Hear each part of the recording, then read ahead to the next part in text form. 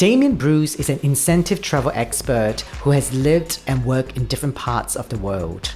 In this episode of Beam Forward, Damion reflects on the costs resulted from past crises, share tips on building a pricing model that sustains our livelihood, and how this will provide a transparent base for actual work done.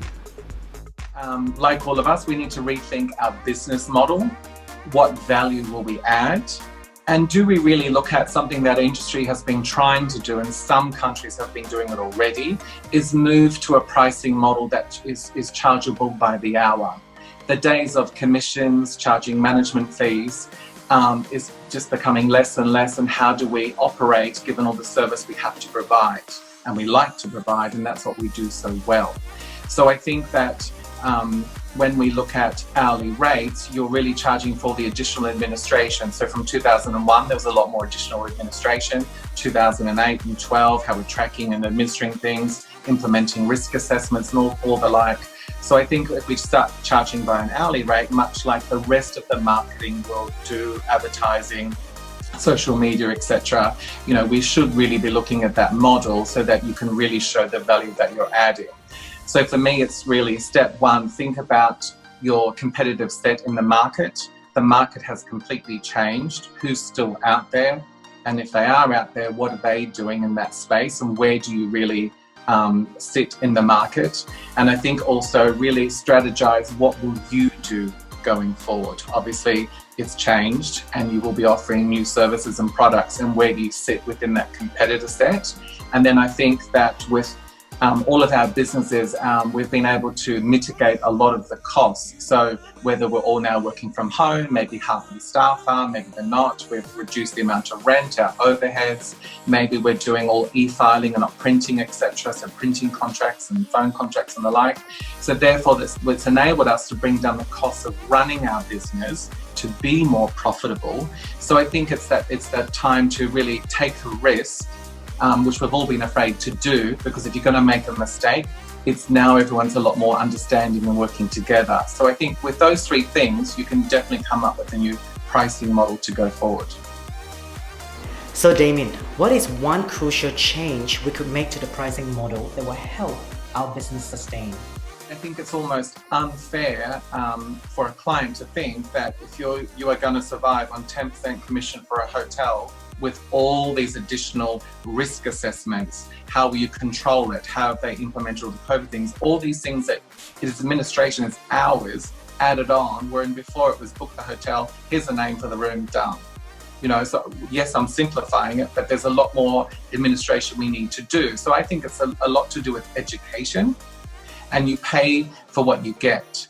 So yes, sure, have the commission, or we take it off the fees we charge at the end, whichever way you want to do it. But it's about moving forward to a transparent base and really charging for the services, because I know that over the years, particularly the last 10, there is so much more administration in what we do, governance, control, risk assessments, and it's hours and hours of training the teams. Do they understand what to look for? And then also how do we sell it? How do we implement it and execute it on site? So it's providing a lot more services that really 10% commission, or if you're charging a 15% management fee, whichever, doesn't really cover anything anymore. But I think we all need to be united and think more this way in the new world for providing services. When it comes to event budgeting, what are the essential items we must include? How will communication strategies with our customers and the relationship built with our suppliers help us all maintain our financial goal? I think learning what we did from 2008 and seeing all the security measures that we pay for, onto our airline tickets today, and they're still there. I would predict, you would see this coming through for incentive programs, whether it be from hotels, vendors, coach companies, car companies, event companies, and the like. Because obviously they're all costs of things that they have to provide that they never did before. And a lot of it from, insurance and all increased insurance costs that they're going to have. Of course, all the new hygiene measures, whether it's thermal scanning, taking people's temperature, or what do they do for people who are showing symptoms and having doctors on call and things like that. So there's lots of different services. But then if you think about a hotel as a classic example, where we used to book a ballroom for 400 people and we'd squeeze 400 people in there with the stage, screen and everything, maybe we're now only putting 150 or 200 people in there. And a lot of the hotel companies don't own the property, so they've got to,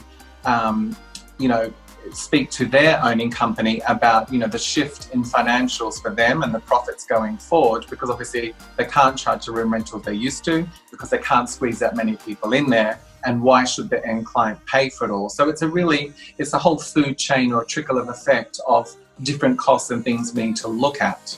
And I think there will be a lot of work on incentive agencies or rent agencies to speak to their suppliers, strengthen those relationships and find out what they're doing, but most importantly, communicate it to the client. Because I think that we all need to be aware of what would those costs be and how will it change. The client can only bear so much cost, and they can't be the end cost of it all. Yes, these things need to be paid for, but I think working together about what does it look like and what security and safety and health measures do we need to put in place. If you'd like to gain insight of what types of insurance required for future incentive travel programs, essential communication strategies that will help you build customers for essential items, and if you're a salesperson, what sort of advice would Damion give to help you convert more sales? Click on the link below and we will send you a link to the full conversation we had with Damion Breust.